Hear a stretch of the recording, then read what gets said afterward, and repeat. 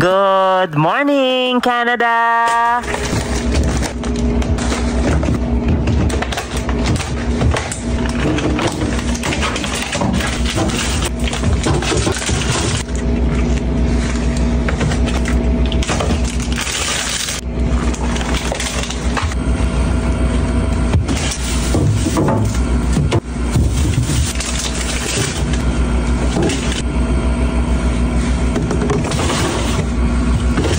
Pwede na ba ako mag-ASMR videos, mga ka-Vex? Wow, feel na feel. At sa wakas, nakachamba din ako ng IKEA drawer na to. Bet na bet ko talaga to. Grabe naman kasi ang presyo niya sa IKEA. Nasa $239 yun plus tax pa. At dahil nga sa marketplace natin siya nabili, nakuha lang natin siya ng $150.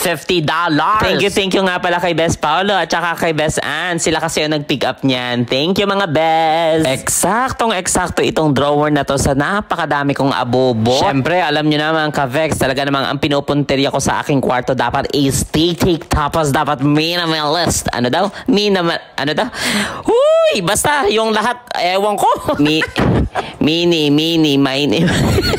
Minimalist. Yon. Diyos ko po. Okay na, nakaya din naman eh. Nairaos mo, ka-Vex, yung minimalist mo na yan. Napansin nyo ba yung lagayan ng TV na yan? Di ba dati yung gray, yung na-scam ako na yan?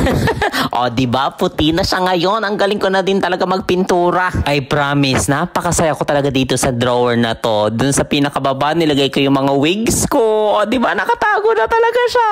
Tapos yung iba, ang daming mga cords, yung mga pang mga gadget-gadget. Ay, nako, napaka-helpful talaga. Di ba? Lahat nakatago na siya ngayon. Hindi na nakikita ng mata ko. Napakalat-kalat lang kung saan-saan. Napaka-very good. I love you, drawer. Noon nga palang naglipat ako, doon ko din na-realize na ang dami kong mga gamit na hindi ko naman ginagamit or ginamit ko lang isang beses, dalawang beses. Alam mo yon, parang nabili ko siya kasi napaka-impulsive ko ng mga panahon na yon dahil gusto ko lang, bet ko lang. At nung mga ini-impake ko na nga para ilipat na dito, doon ko lang talaga na-realize, ay naku, hindi ko naman pala talaga kailangan yung mga bagay na yan. Kaya naman yon, natuto na ako na pag bibili ako ng isang bagay, dapat sisiguraduhin kong magagamit ko siya everyday. Hindi yung kung gusto na lang makabili, bibili agad. Hindi yung pagka gustong i-announce na may wedding katulad ni Ate Bay at saka nito.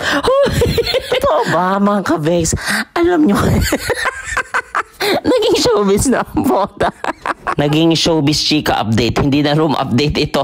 Kita nyo naman, unti-unti nang na-achieve natin ang ating aesthetic bedroom. Banda-banda pa dyan ay makakapag-room tour na tayo, mga ka-Vex. Wag lang ngayon, kita nyo naman pagsakalat pa naman. Abang-abang muna si ka-Vex sa marketplace.